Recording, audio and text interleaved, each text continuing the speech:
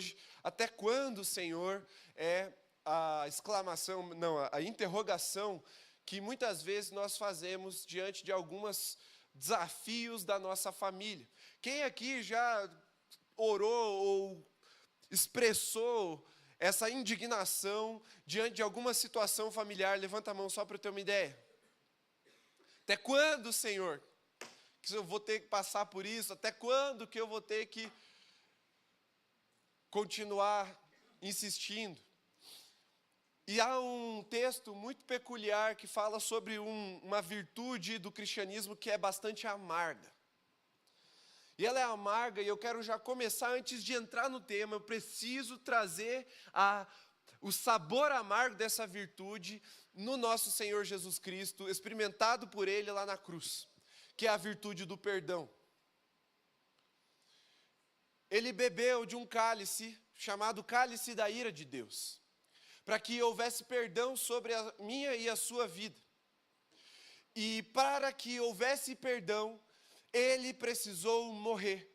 Ele precisou ser torturado, castigado, ele sofreu humilhação, porque tudo isso era o salário do nosso pecado, e esse cálice da ira de Deus estava reservado para nós, os merecedores desse cálice, mas que na sua infinita bondade e misericórdia, Deus oferece o seu Filho como propiciação, num sacrifício substitutivo, ou seja, ele tomou o nosso lugar, ele arcou com a nossa dívida e nos perdoou para que sobre nós não houvesse mais condenação da morte e do inferno.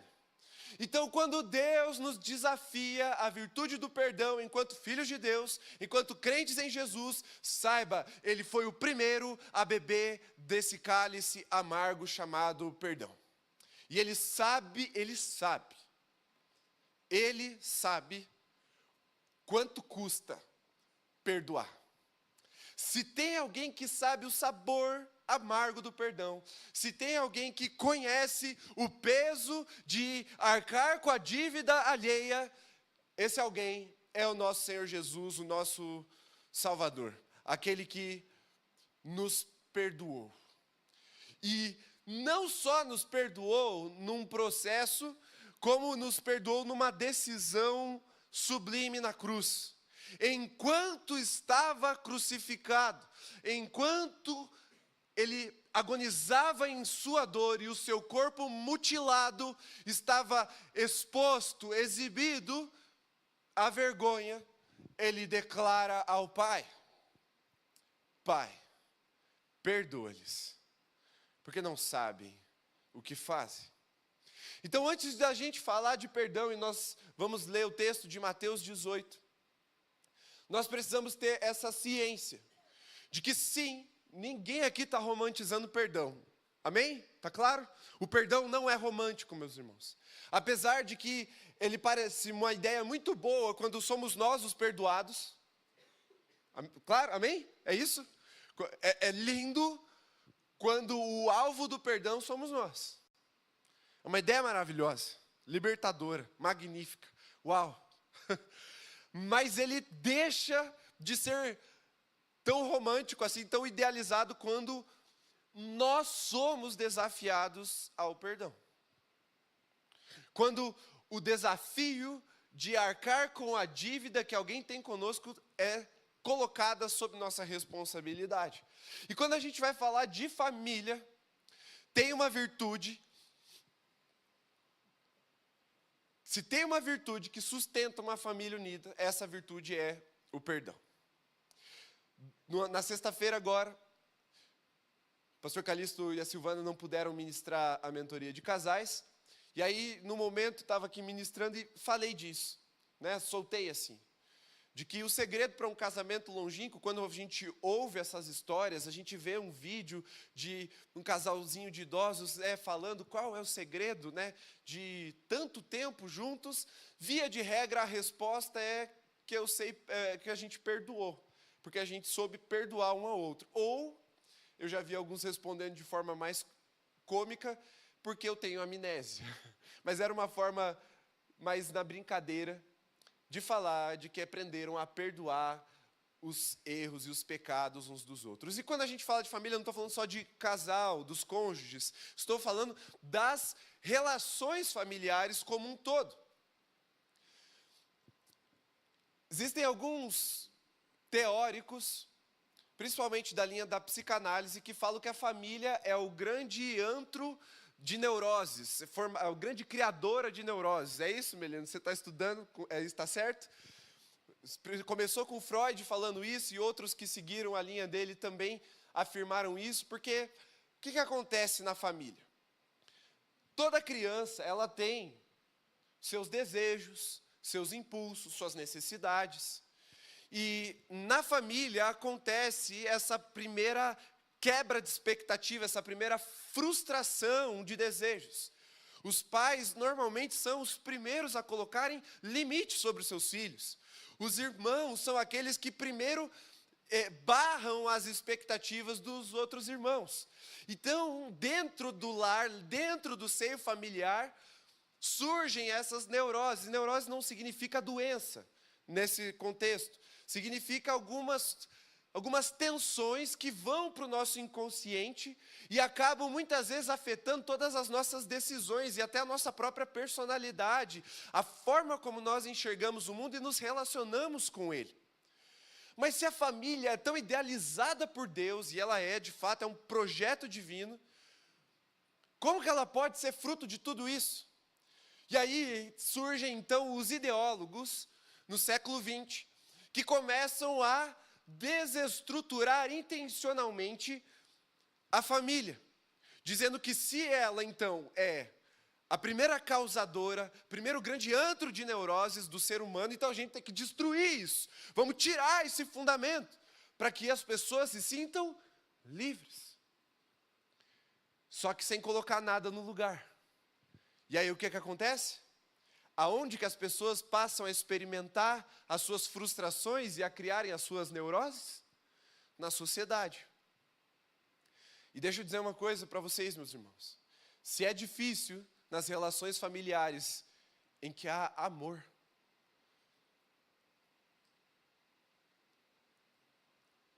eu posso afirmar para os irmãos que é destrutivo quando os formadores de neuroses são aqueles que não nos amam. É quando isso acontece nas nossas relações sociais, cujo amor não está envolvido.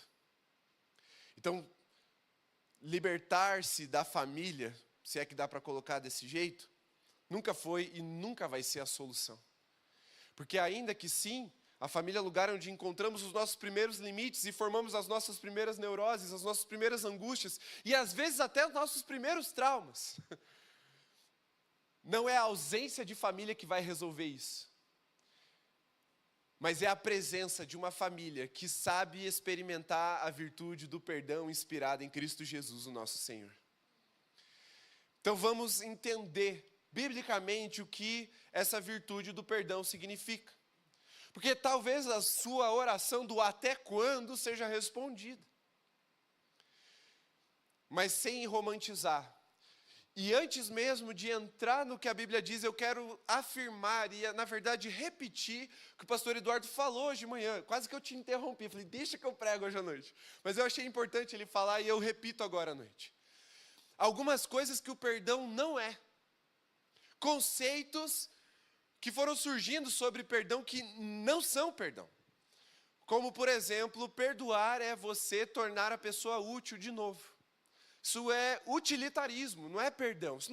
Nenhuma definição bíblica trata disso. Porque muitas vezes a pessoa que você precisa perdoar, ela já morreu. Como é que você torna essa pessoa útil de novo? Então já está limitado por aí.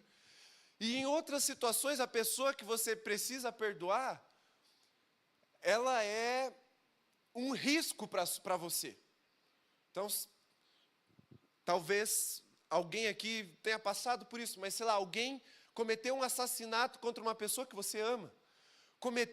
Perdoar o assassino da pessoa que você ama não significa tornar essa pessoa útil para você. Então, perdoar não pode ser isso. Perdoar também não é trazer a pessoa de volta para o lugar que ela ocupava na sua vida. Porque às vezes aquela pessoa nem quer ocupar esse lugar de novo. Então não é Ah, não, antes a gente era muito próximo, agora eu perdoei, vou ter que trazer essa pessoa até ser próxima de novo, senão não é perdão. Não é assim que funciona. Porque, de novo, pode ser alguém que tenha cometido um tipo de violência contra você e aproximar essa pessoa de você não vai significar perdão, só vai significar risco e muitas vezes uma angústia ainda maior. Então, antes de entrarmos na definição bíblica, que haja essa clareza de que existem feridas causadas por agressores, por ofensores, que impossibilitam a restauração ou a criação de um relacionamento. Então veja, domingo passado houve um testemunho aqui no púlpito.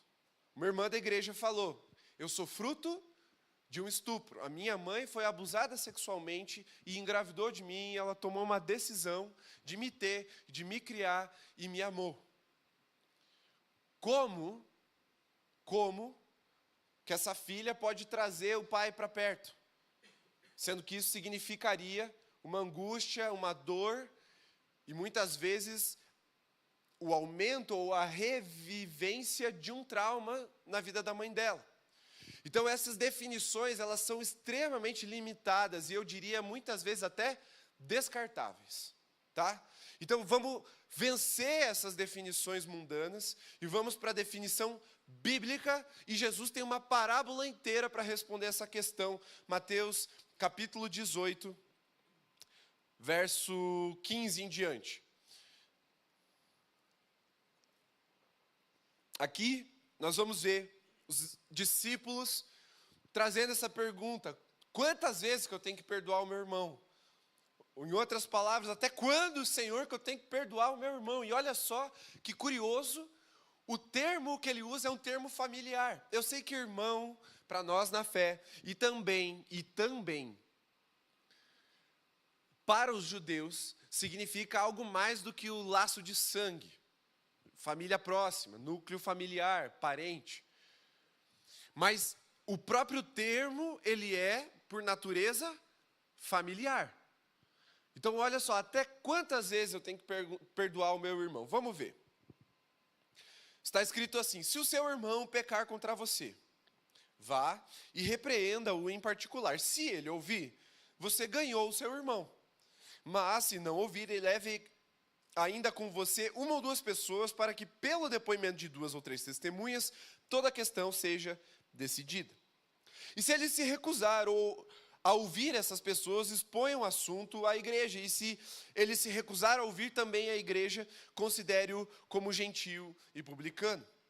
Em verdade lhes digo que tudo o que ligarem na terra terá sido ligado nos céus, e tudo que desligarem na terra terá sido desligado nos céus. Em verdade também lhes digo que se 2 de vocês sobre a terra concordarem a respeito de qualquer coisa que vierem a pedir, isso lhes será concedido por meu Pai que está nos céus, porque onde estiverem 2 ou 3 reunidos em meu nome, ali eu estou no meio deles. E aqui é importante, meus irmãos, a gente abrir um parênteses para explicar esse texto, porque esse verso, apesar dele trazer uma verdade ambígua, então, vale o que a gente costuma usar esse verso, mas a gente precisa trazer o contexto dele. Então, o que a gente costuma usar esse versículo que a gente leu por último? Porque onde estiverem 2 ou 3 reunidos em meu nome, ali estou no meio deles. O que a gente usa? A gente fala quando vem pouca gente no culto. Aí a gente fala, porque se tem 2 ou 3, Jesus já está aqui, então está valendo a pena. É um consolo para quando os irmãos decidem ficar em casa. E como pastor eu entendo esse drama, esse conflito. A gente usa quando a gente está em poucas pessoas na célula. Aquele dia que você preparou a casa, que você jejuou, que você colocou lá aquele vaporizador com cheirinho gostoso na casa, preparou toda a comida, mas aí veio aquela tempestade às 6 da tarde, que o pessoal pegou trânsito para chegar em casa, chegou tudo molhado, e todo mundo desistiu de ir para a célula. Aí vem uma pessoa, aí você fala, onde 2 ou 3 estiverem reunidos, Jesus está aqui, então glória a Deus, e a gente se consola. Mas esse verso, ele não fala disso, ainda que seja uma verdade, amém? Quando 2 ou 3 estão ali, Jesus está também, amém? É o corpo de Cristo, aleluia. Mas esse texto fala de outra coisa. Ele fala de que, quando está lidando com um pecado público, se tem 2 ou 3, é a mesma coisa que se Jesus estivesse mediando aquele conflito. Então, a palavra de Cristo está envolvida ali. A presença de Jesus está envolvida na mediação de um conflito. O testemunho da igreja vale como se fosse o testemunho do próprio Cristo. Vamos seguir lendo o texto, verso 21. Então, e eu precisava dar essa introdução, ler esses versos que antecedem, porque é agora que a gente entra no texto para valer. E aí, então, Pedro aproximando-se, porque ele deve ter ficado assim, ele deve ter sentido gosto amargo ali na hora. Porque ele já devia ter uns BO forte com o pessoal ali do lado dele, com os outros discípulos. Porque Pedro, apesar de ser um cara bem resolvido, ele era muito proativo, a gente percebe, às vezes até impulsivo. E ele era o mais velho, ele e Judas eram os 2 discípulos mais velhos, com a idade mais próxima de Jesus, os outros eram tudo tipo adolescente, quase jovem, e você sabe que às vezes você perde a paciência com os adolescentes, com os jovens. Você fala, ai meu Deus, coisa de adolescente. É ou não é? Quem já não sentiu um ranço de um adolescente na vida, não é verdade? Todo mundo já sentiu, e Pedro não era diferente. Pedro não era diferente. E eu sei que você já falou, meu Deus, adolescente, né, pastor? Coisa difícil. Quando eu era líder de adolescente, meu irmão, quando alguém falava isso para mim, eu mordia a pessoa. Falava, tá, você é facinho, né, de lidar. Você é um alecrim dourado que nasceu no campo sem ser semeado. Eu falava, você é uma florzinha de Jesus. Até parece. E eu falava, 80% dos problemas dos adolescentes que eu atendo aqui são os pais. Falei, não é só os adolescentes, não. Os problemas deles são fáceis de lidar. Eles são um pouquinho confusos? São. Mas a diferença entre adolescente e adulto é que a gente já aprendeu a esconder as nossas confusões. O adolescente ainda não. Mas vamos para o que interessa aqui para o texto. Pedro já tinha uns B.O. com os outros discípulos ali. E ele faz essa pergunta. Senhor, até quantas vezes meu irmão pecará contra mim, que eu lhe perdoe? E aí Pedro sempre muito espiritual ou muito endiabrado, né? Ou ele nega Jesus, ou ele anda sobre as águas. É um cara assim. Aí ele já lança alto. Até 7 vezes. 7 é o número da espiritualidade, né? 7 dias de propósito, 7 dias de jejum e oração, 7 dias só na água. 7 é o número do espiritual. E ele fala até 7 vezes. E aí Jesus dá um perdidão nele aqui. Ele responde, não digo a você que perdoe até 7 vezes. Mas até 70 vezes 7. E aqui a gente precisa entender que num cálculo rápido, Jesus está falando 490 vezes. Mas não é sobre 490 vezes. Porque para o judeu, no contexto, na cultura deles, os números eles têm significado. Tanto 7 é o número da perfeição, como também o 70 vezes 7 é um superlativo da perfeição. Então Jesus joga o número lá em cima, ele exagera para mostrar um superlativo, para impressionar mesmo, para dizer assim, é muito mais do que você está pensando. Você não vai contar, perdoei 1, 2, 3, 395, 396, 415, 489, mais uma e eu paro. Não é isso. Aqui a gente precisa entender o que Jesus está falando para aqueles judeus da Galileia. Ele está dizendo que vocês vão ter que perdoar até que a pessoa esteja perdoada. Até que o perdão ele seja pleno e completo. Até que toda a dívida, toda a nota promissória seja rasgada. E isso choca, meus irmãos. E por que a gente precisa muito falar de perdão quando a gente fala sobre famílias? Porque os nossos familiares são as pessoas mais difíceis da gente perdoar. Sabe por quê? Porque é de quem a gente mais espera amor e acerto. A nossa maior expectativa sobre acerto está nas pessoas que nós mais amamos, as pessoas mais próximas a nós. E por causa dessa quebra de expectativa de quem deveria vir amor, afeto, vem uma ofensa, vem uma ferida, vem uma agressão. Então, a dificuldade de perdoar aumenta, porque o contraste é maior. E porque muitas vezes você tem que continuar convivendo com essa pessoa. Porque o laço familiar, ele te obriga em algum nível. Especialmente se foi um filho adolescente que fez isso com você, ou se você tem uma aliança conjugal. Então fica mais difícil de perdoar. E também porque, normalmente, quem chega nos 490 vezes de necessidade de perdão são os nossos familiares. Porque quem é de fora desse círculo, a gente se afasta. Então quando ele fala aqui, gente, não tem como uma pessoa matar 490 membros da sua família. Pra você perdoar 490 vezes. Eu estou usando esse número brincando aqui, estou falando desse superlativo perfeito. Mas aquele seu familiar que convive com você, que mora debaixo do mesmo teto que você, ele pode te ferir 490 vezes. É ou não é verdade?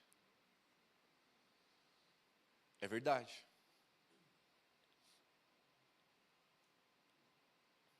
Então a gente precisa falar de perdão por causa disso. Mas tem uma outra coisa que a gente precisa, que também invoca a necessidade do perdão. Que é a importância dele dentro da nossa fé. Jesus vai contar uma parábola, e eu vou explicar essa parábola. Mas eu queria que os irmãos levassem isso muito a sério. Porque Jesus levou muito a sério quando ele contou essa parábola, quando ele respondeu essa questão para Pedro. E eu quero afirmar algo doutrinário aqui para nós. Eu não creio que salvação se perde. Mas tem duas coisas na Bíblia que me assustam. Blasfêmia contra o Espírito, pecado sem perdão. E aquela linha do Pai Nosso. Perdoa as nossas ofensas, assim como nós perdoamos aqueles que nos têm ofendido. E essa parábola aqui que Jesus vai falar agora. Então eu não acredito que salvação se perde, mas se tem algo que a Bíblia dá indícios de que susta a nossa salvação, não só assusta, deixa em xeque a nossa salvação, é o perdão. Então quando a gente fala de perdão, meu irmão, eu quero que você tenha muita clareza no que eu vou afirmar agora. Eu não estou pensando em quem você vai perdoar. Eu estou pensando em você e na sua relação com o seu Salvador que te perdoou. Amém? Tá claro isso? Porque aí você pode pensar assim, pastor, mas aí você está querendo defender o indefensável. Não estou, irmão. Porque eu nem sei quem te ofendeu.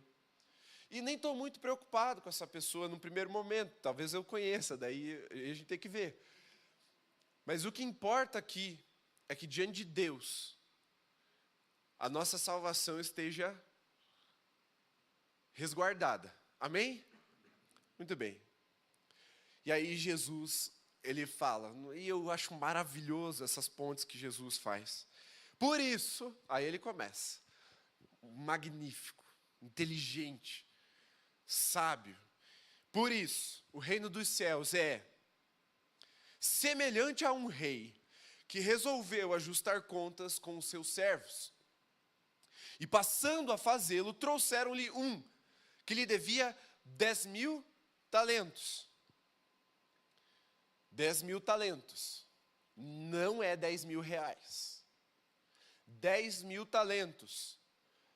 Não é 10.000 dólares. 10.000 talentos não é 10.000 barras de ouro, que vale mais do que dinheiro. 10.000 talentos é um montante que iria se aproximar de ali quase R$ 1 trilhão. Alguns bilhões, assim, umas centenas de bilhões. Por quê? Porque eu fiz essa conta o ano passado. 10 mil talento. O que é um talento? Talento é uma unidade de medida de peso usada para metais preciosos, ouro e prata, mais especificamente a prata. E 10 mil talentos de prata hoje, na cotação, ou melhor, o ano passado, na cotação brasileira, daria alguns bilhões de reais. Irmão, fala para mim, você consegue pagar uma dívida de bilhões? Consegue? Eu não. Vamos ver o que acontece. Ele está devendo mais que o Brasil. Verso 25. Não tendo ele, porém, com que pagar, óbvio, o senhor desse servo ordenou que fossem vendidos ele, a mulher, os filhos e tudo que possuía, e que assim a dívida fosse paga. Ou seja, eu vou aceitar o que você tem. Isso aqui é misericórdia. Não pense que ele está sendo duro demais. Isso aqui é misericórdia. Eu vou aceitar o que você tem. É impagável, mas beleza, me dá o que você tem e fechou, tamo quites. Então o servo, caindo aos pés dele, implorava: tenha paciência comigo e pagarei tudo ao Senhor. Mentira! Não ia pagar. Não tem como. É uma dívida impagável. E o senhor daquele servo, compadecendo-se dele, mandou-o embora e perdoou-lhe a dívida. Então tente imaginar. Você vai no banco e aí eles falam: ó, você está devendo mais do que o PIB do Brasil. O que você vai fazer? Ai, tem paciência comigo que um dia eu vou pagar. Ah, vai nada, irmão. Aí ele fala: bom, então coloca aí teu uninho, seu terreno 10 por 15, e aí a gente fica quites nisso aí. Pode ser? Não, por favor, não tira meu uninho, meu carro preferido. Nem meu terreninho 10 por 15. Tem paciência que eu vou te pagar. Aí o banco fala: ah, quer saber? Tá quites, pode ir embora. Vai embora com teu uninho para sua casa no terreno 10 por 15. Aí você vai embora. Foi isso que aconteceu. E aí, saindo, porém, aquele servo encontrou um dos seus conservos que lhe devia 100 denários. Outro número, bem menor, e uma unidade de medida diferente. E isso aqui é intencional da parte de Jesus, porque ele está falando de escalas muito diferentes. Quem é da parte de exata sabe que quando a gente fala de escalas diferentes, a coisa é gritante mesmo. Só para você ter uma ideia, meu irmão, entre a diferença de milhão para bilhão, você está falando de milhões de segundos, você está falando de uma semana e pouquinho. Preste atenção nesse número. Quando você fala de bilhões de segundos, você está falando de 30 e poucos anos. Você está entendendo a diferença de escala? E aqui ele fala de denários, que era uma unidade de medida muito menor para o quanto valia o dia de trabalho. E 100 denários, uma dívida alta. 100 dias de trabalho? Ainda é menos do que a gente paga de imposto. Mas é bastante. Mas é uma dívida pagável, bem organizadinho. 3 aninhos ali no carnê, cara, você paga. Você pode aplicar a sua realidade. Quanto vale 100 dias de trabalho seu? 3 aninhos, 4 aninhos, 6, se você for, tiver mais enroscado, você paga a sua dívida. Agarrando-o, começou a sufocá-lo, dizendo: pague-me o que você me deve. Então o conservo, caindo aos pés dele, pedia: tenha paciência comigo e pagarei tudo a você. Isso é possível, meu irmão? É possível. Ele, porém, não quis. Pelo contrário, foi e o lançou na prisão até que saldasse a dívida. Aqui uma atitude bastante irracional, concorda comigo? Como que ele ia saldar a dívida da prisão. Porque quem está devendo não tem dinheiro sobrando. Então ele precisava trabalhar para ter dinheiro para saldar a dívida. Só que como que ele ia trabalhar da prisão? Uma atitude bastante irracional. Verso 31. Vendo os seus companheiros o que havia acontecido, ficaram muito tristes. E foram relatar ao seu senhor tudo o que havia acontecido. Então o senhor, chamando aquele servo, lhe disse: servo malvado, eu lhe perdoei aquela dívida toda porque você me implorou. Será que você também não devia ter compaixão do seu conservo, assim como eu tive compaixão de você? Indignando-se.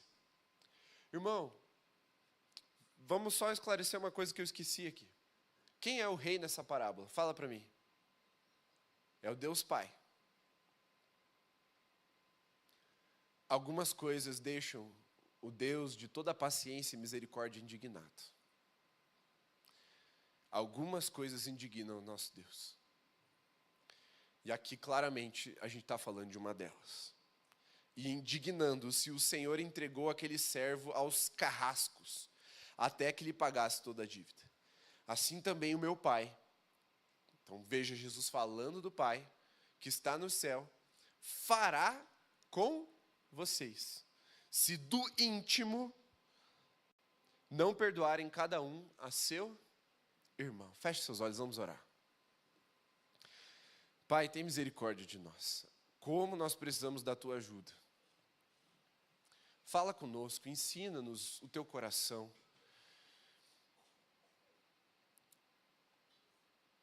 Ensina-nos o teu coração em nome de Jesus. Amém, Senhor. Irmãos, aqui eu fui explicando aos poucos a parábola e eu quero só acrescentar algumas coisas importantes aqui. O que são esses carrascos da parábola ali? Antes eu preciso explicar o que é uma parábola. Parábola, ela vem de um termo matemático que configura um trajeto entre um ponto e outro. E ele normalmente é feito de forma curva, porque se ele é reto, ele é chamado de reta na matemática, mas se ele tem uma curva, uma função que gera uma curva, a gente chama de parábola, ou seja, é a conexão entre um ponto e outro.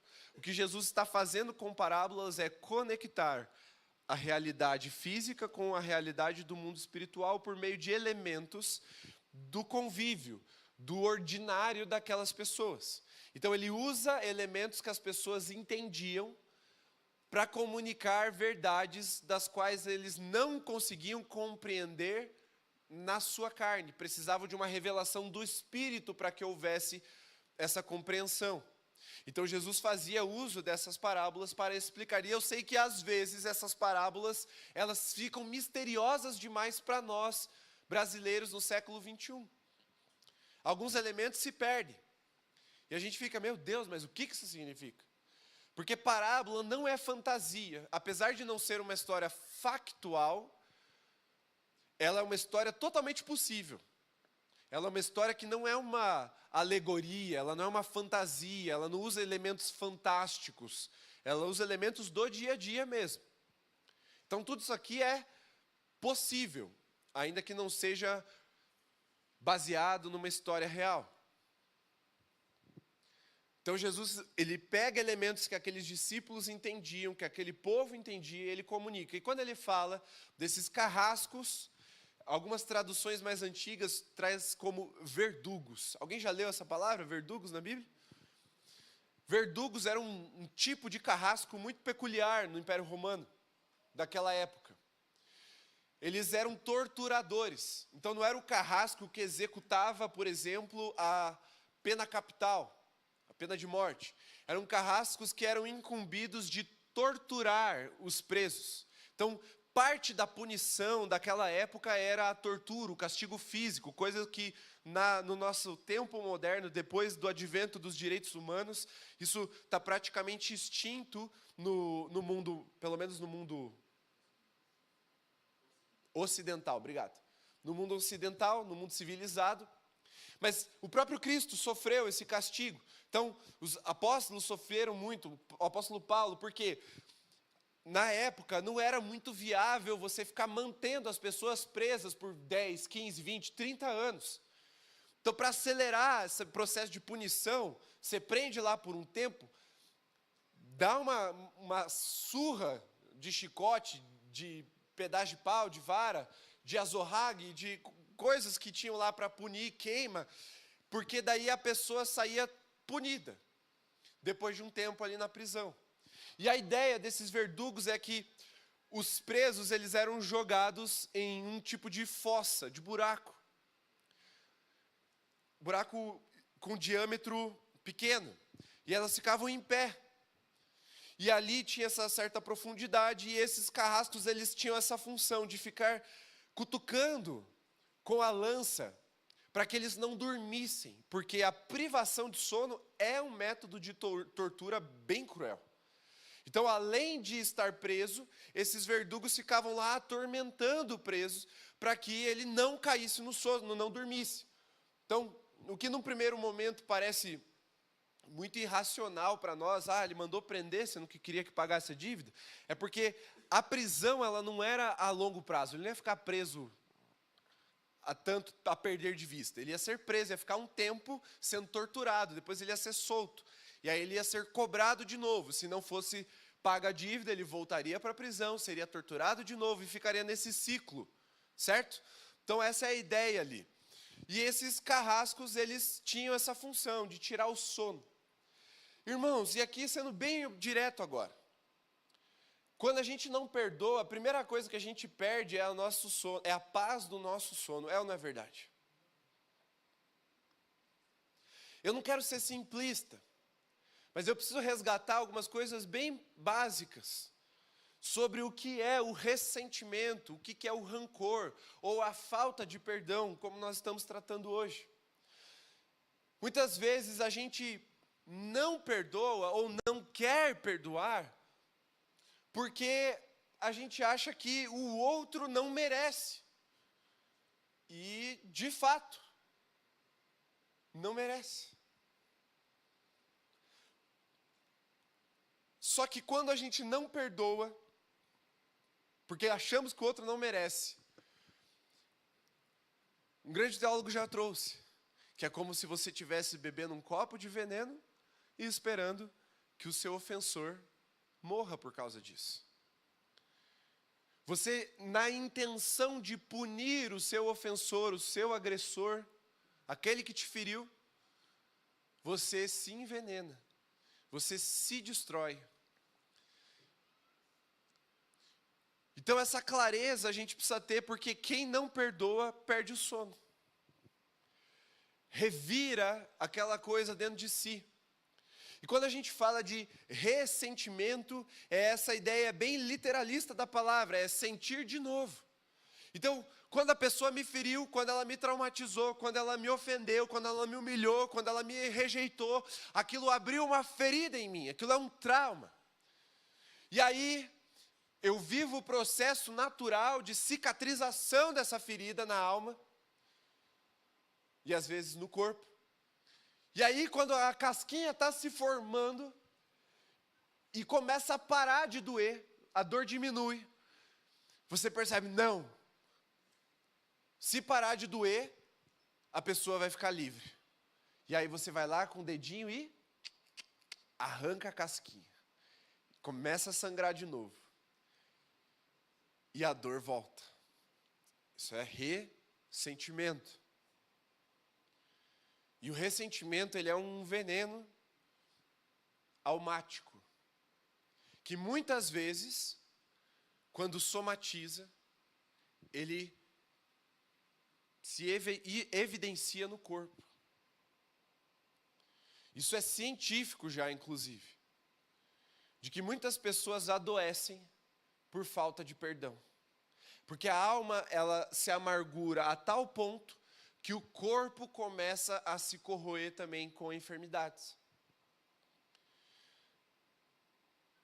Só que não é só na alma e não é só no corpo que a falta de perdão, o ressentimento, a amargura agem. Elas agem também no nosso espírito. Por quê? Porque quando Cristo ensina a oração do Pai Nosso, A gente precisa ter muita clareza de que quando nós não perdoamos aqueles que nos têm ofendido, nós estamos colocando em xeque o perdão de Deus sobre as nossas vidas. Nós estamos orando a nossa própria condenação.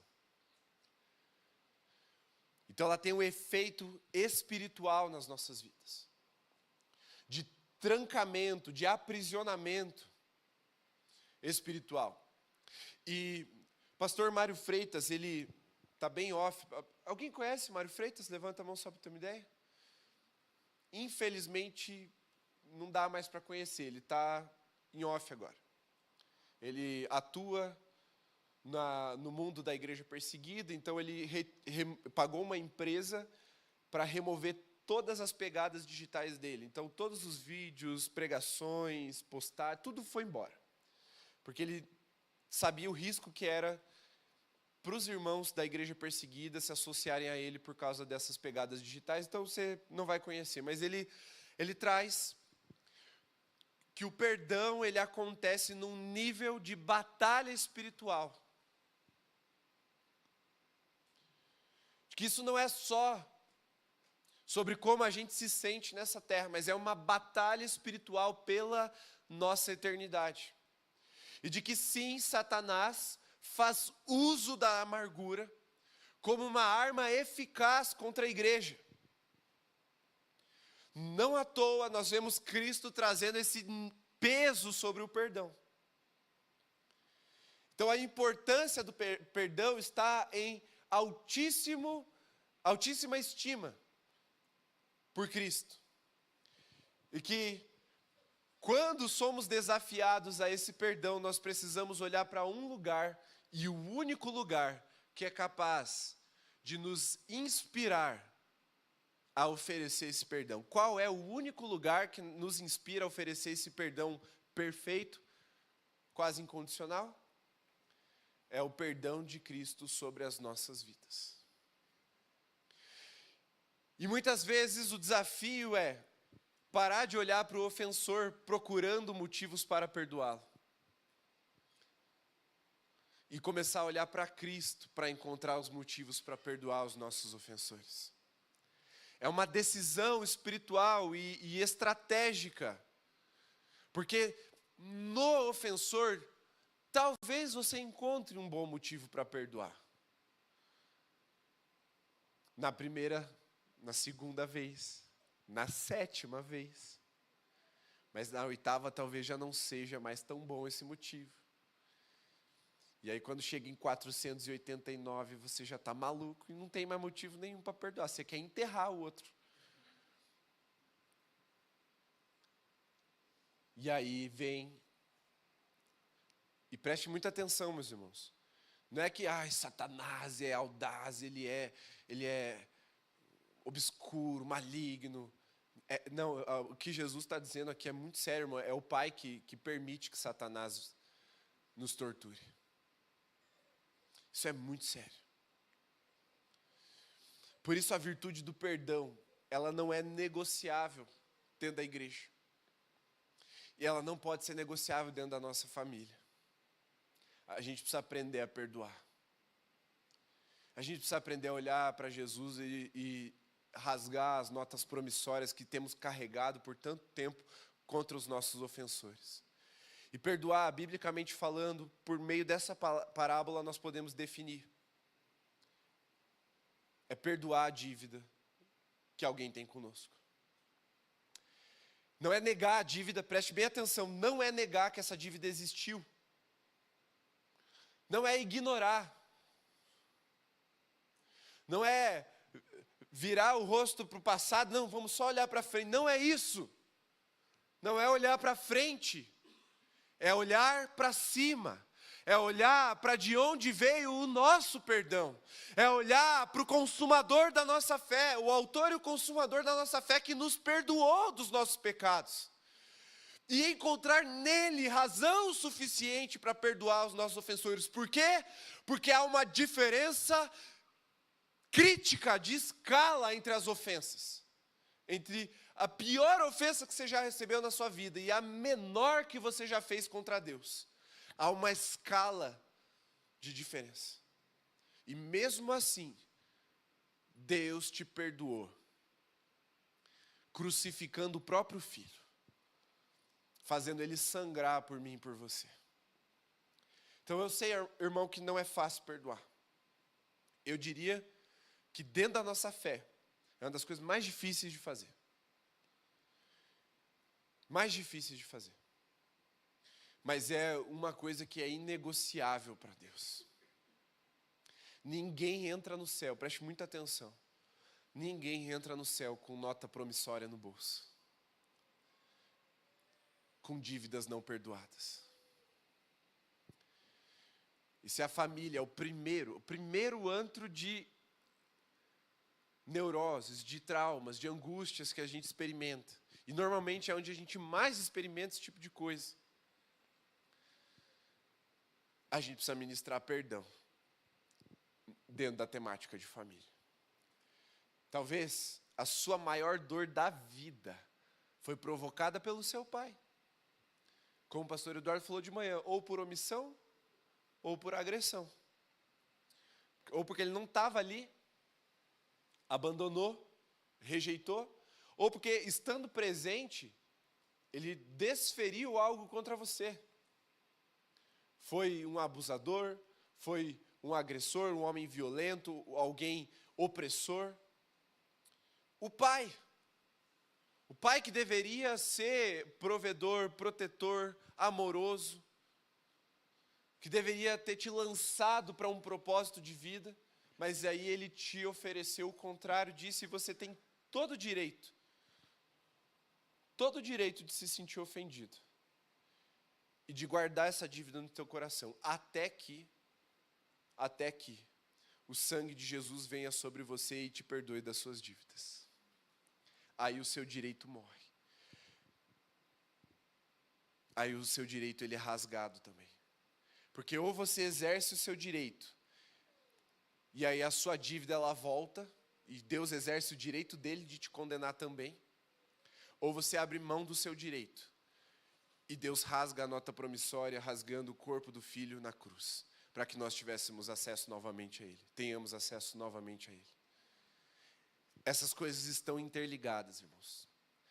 Honestamente falando, eu não sei resolver essa questão teológica. Não sei. Eu creio que salvação não se perde, mas eu creio com todas as minhas forças, porque Cristo falou, está escrito, de que a salvação está condicionada ao perdão.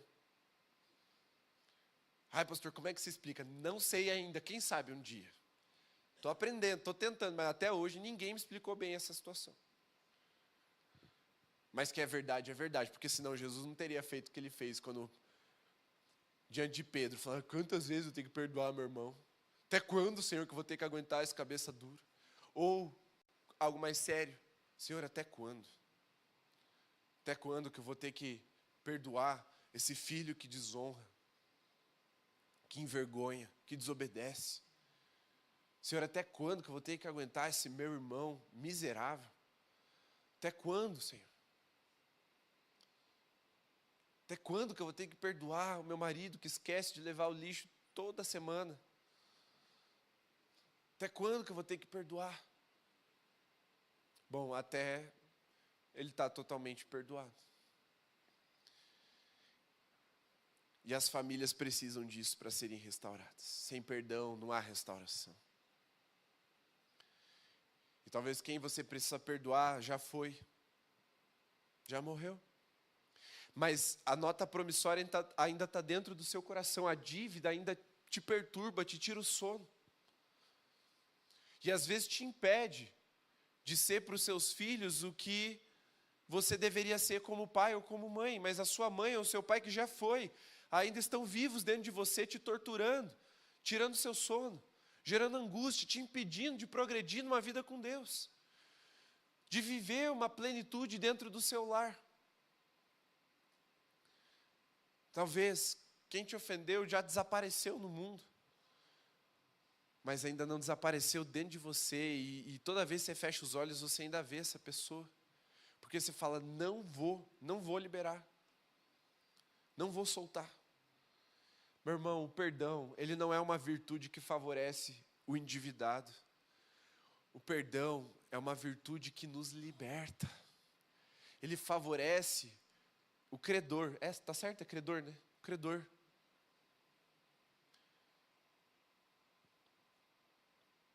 É uma virtude de Deus para nós desfrutarmos.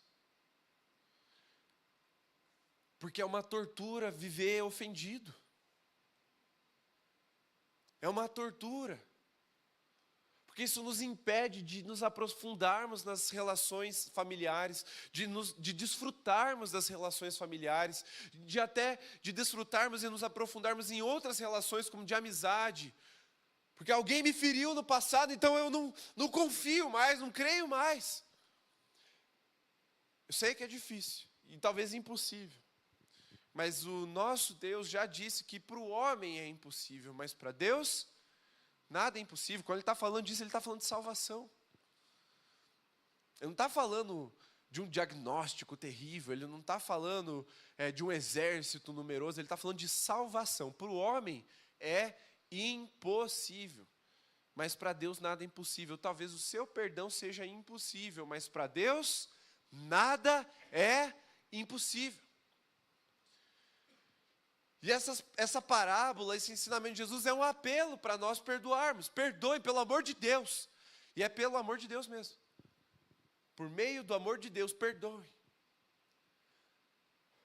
Perdoem, e não desprezem as pequenas ofensas, porque elas se acumulam. Uma decapitação mata na hora, mas 1000 cortes matam em algum tempo.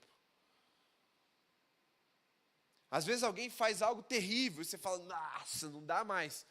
Mas às vezes alguém fez algo pequeno e você só engole.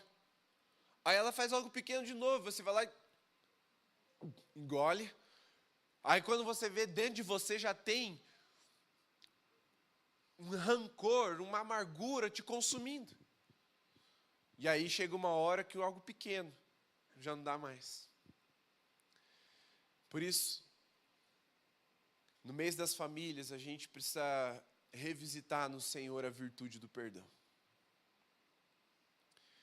Como está a nossa agenda de perdão? Porque assim, teu filho adolescente tem o potencial de te esquentar a cabeça 490 vezes no dia.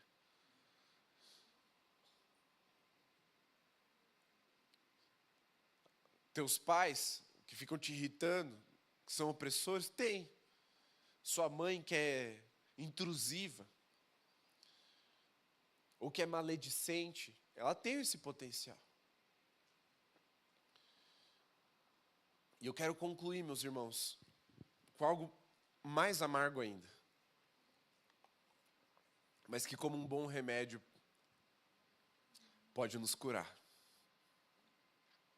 Quem é da época que o chá de boldo era bastante recorrido para as dores de estômago? Levanta a mão só para ter uma ideia. Tiro e queda, a avó dizia. Quem é da época que o mertiolate ardia? Levanta a mão.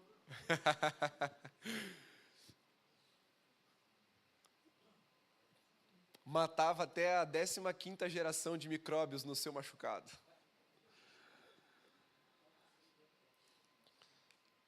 Irmãos, eu vou falar algo que talvez vai te escandalizar um pouquinho, mas está tudo bem. Você pode ir escandalizado para casa. Quando você me vê ali embaixo na hora da pipoca, pode virar o rosto, fingir que não me conhece, está tudo bem. Mas você tem uma semana para me perdoar, tá bom? Semana que vem estamos aí de novo. Mas deixa eu te dizer uma coisa que é bem escandaloso mesmo no reino de Deus. E eu quero testemunhar que foi o que me ajudou a perdoar o imperdoável. Foi o que viabilizou, melhor dizendo, a perdoar o imperdoável. O que vai te escandalizar é o seu ofensor é quem te dá a graça de se tornar mais parecido com Jesus ao você perdoar a dívida que ele tem com você.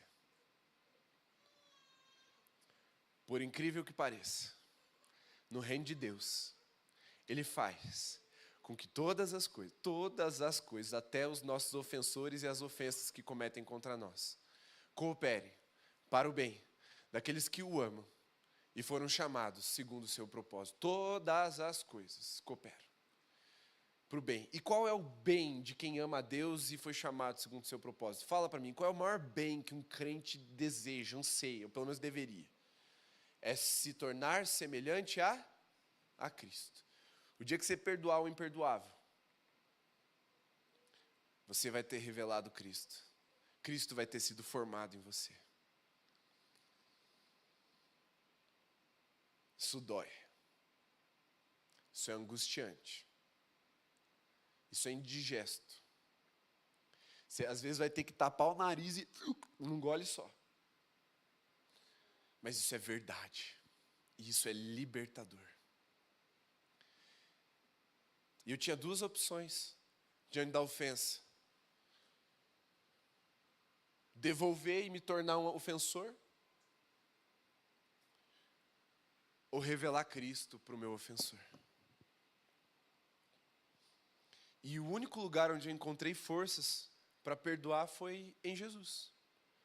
E isso foi o que viabilizou o perdão. Eu posso ser como Jesus para essa pessoa. E meu irmão, minha irmã, sua família precisa de Jesus em você. Quando os casais, tem casais que são mais fáceis assim no convívio. Quase não brigam, mas também quando dá um arranca-rabo a coisa fica feia. E tem casais que brigam direto. E aí eu falo,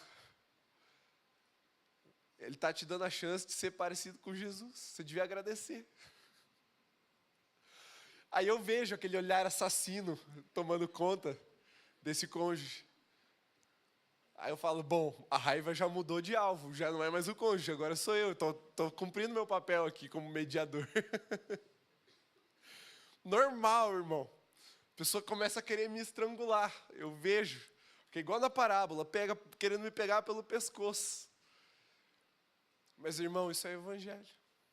Essa é a boa notícia. É que até quem te ofende está te dando a graça da oportunidade de se tornar mais parecido com o seu Senhor, quem você segue, quem você ama e quem você deseja que seja edificado na sua vida, em nome de Jesus. Amém? Você pode se colocar em pé? Nós ainda estamos bem dentro do tempo.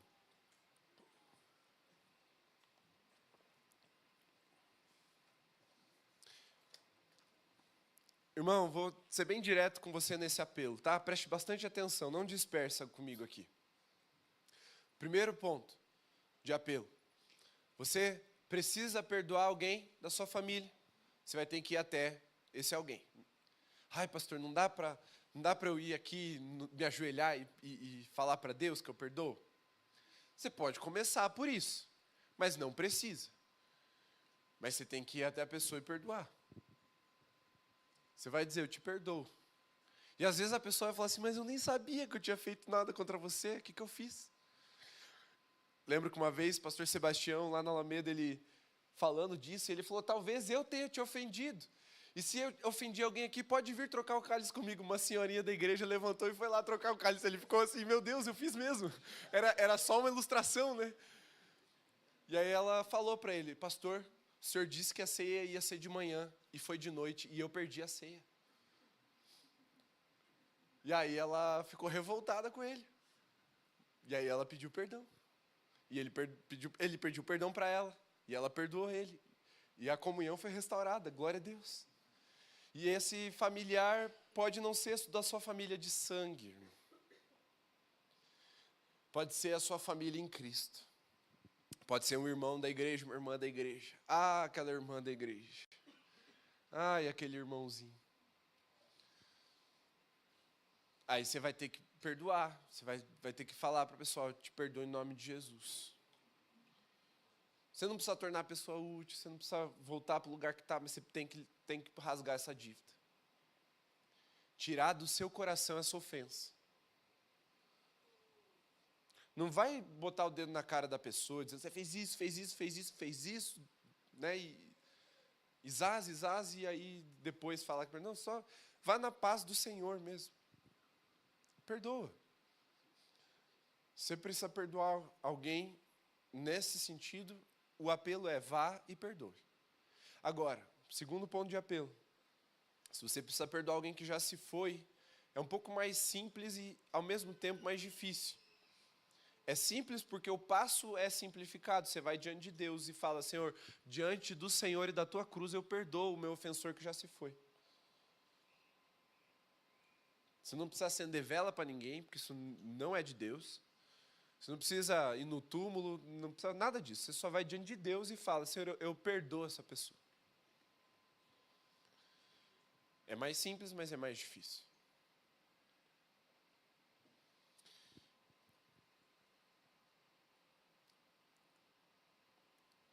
E o terceiro ponto é, se você tem, e aqui é um pouco mais crítico agora, se você tem vivido amargurado, não porque uma pessoa te ofendeu, mas porque você, em algum momento da sua vida, passou a colecionar notas promissórias e se tornou alguém ofendido, alguém amargurado. Então você lembra de todo mundo que te ofendeu. E, meus irmãos, eu falo isso com muito temor. Alguns anos atrás, eu e meu pai, a gente, por uma direção de Deus, a gente precisou pegar o carro e ir até o meu avô, no interior de São Paulo, quase no Mato Grosso do Sul, num dia e voltar no outro. Porque Deus orientou a gente a ir lá falar que meu avô tinha que perdoar. E meu avô era daqueles que lembrava a cor do chinelo do cara que falou o negócio errado. De 60 anos atrás, 50 anos atrás. E era comum ouvir ele, e era todo mundo, né, pai? Era uma coisa assim, ranzinza, amargurada. E que ele acabava ferindo todo mundo. E aí a gente, debaixo de uma orientação de Deus, foi até ele e confrontou. Meu avô crente. Confrontamos ele. Mas a família já ninguém mais aguentava ele. Os irmãos, os cunhados, todo mundo se afastou. E aí talvez você já tenha chegado a esse lugar. Ter ficado amargurado, ranzinza, e aí as pessoas têm dificuldade de tolerar, porque vive pisando em ovos, tudo te ofende. Meu irmão, você não precisa só perdoar, você precisa de purificação. E aí, é mais difícil e mais complexo. Então o primeiro era mais simples e mais fácil. O segundo era simples e difícil, agora é complexo e difícil. Aí você vai precisar caminhar com alguém mais maduro na fé, que vai te ajudar nessa purificação, que é o que Tiago fala no capítulo 5. Vocês precisam confessar e orar. E isso às vezes é um processo. E às vezes é um processo de libertação. E aí o apelo também não resolve aqui vindo na frente hoje. Pode começar com uma decisão que você toma hoje, mas precisa continuar caminhando com alguém mais maduro na fé. E como igreja nós queremos nos disponibilizar para isso. Eu vou chamar algumas pessoas para ficar aqui na frente só para evidenciar. Vem o pastor Humberto, o pastor Eduardo, a Melina, o pastor Mateus, a Jennifer, vem o Rony, vem Ju, pode vir você também, por favor. Eu estou tentando olhar contra a luz aqui. Amor, vem aqui você também. A Genilda pode vir, por favor. Davi e a Bia, venham também. Rô, pode vir também com o Neto, vocês conseguem vir aqui? Esses são alguns irmãos que amam Jesus, amam a obra do Senhor e querem te ver bem. Eu sei disso, eu conheço eles, eu sei que eles querem te ver bem. Então, se você está passando por uma situação dessa, de amargura, que precisa de uma purificação, de uma libertação da sua alma, do seu espírito, você vai procurar um dos irmãos aqui. Ju, perdão, eu não tinha visto você ali também. Ju pode vir também. E tem outros que não estão presentes. Você pode procurar alguém dessas pessoas. Quem você se sentir mais à vontade, você pode me procurar também. Só que o problema de me procurar é que a procura às vezes fica mais no pastor. E aí fica mais distante. Então, para você não ter dificuldade de horário, converse com um desses irmãos. E se eles precisarem, eles vão te encaminhar para um atendimento comigo. Temos também o Calixto e a Silvana, Então, se você precisar, converse com um desses irmãos, eles vão caminhar com você. Eles vão te orientar, vão orar com você e por você para que haja purificação do seu coração. Amém, igreja? Está claro isso? Vamos colocar o nosso coração diante do Senhor. Vocês podem estender as mãos em direção à igreja e clamar o sangue redentor e purificador de Jesus sobre os corações amargurados. Senhor, nós pedimos que o Senhor nos abençoe com a virtude do perdão, para que, como é o seu reino, nós estejamos aptos para perdoar quem nos ofende, assim como o Senhor nos perdoou. Mesmo uma dívida impagável, o Senhor foi bondoso para conosco, então nos ensina a perdoar aquilo que é pagável, Senhor, a rasgar essas notas promissórias do nosso coração, a deixar a amargura de lado, a deixar o ressentimento para trás e a viver, desfrutar de uma vida nova no Teu Espírito, uma vida de alegria, de liberdade, de abundância. Senhor, em nome de Jesus, tira toda a miséria da alma provocada por essa amargura, por esse ressentimento. Senhor, nós repreendemos a ação de Satanás que tira o sono, que rouba a paz, que gera angústia, que gera neurose, que gera traumas por causa do que fizeram na vida deles. Senhor, nós lançamos sobre a cruz, porque a Tua palavra diz que pelas Suas pisaduras nós fomos sarados. Então, nós recebemos essa cura nessa noite em nome de Jesus, Pai. E declaramos que também perdoamos os nossos ofensores, porque olhamos para o Senhor e decidimos reproduzir o perdão que um dia o Senhor derramou sobre as nossas vidas. Agora, que o amor de Deus, o nosso Pai, a graça redentora de Jesus, o Filho, e a comunhão do Espírito Santo seja sobre você, sua casa, em especial sobre a sua família, hoje até que Jesus venha nos buscar. Amém. Amém. Meus irmãos, Deus abençoe.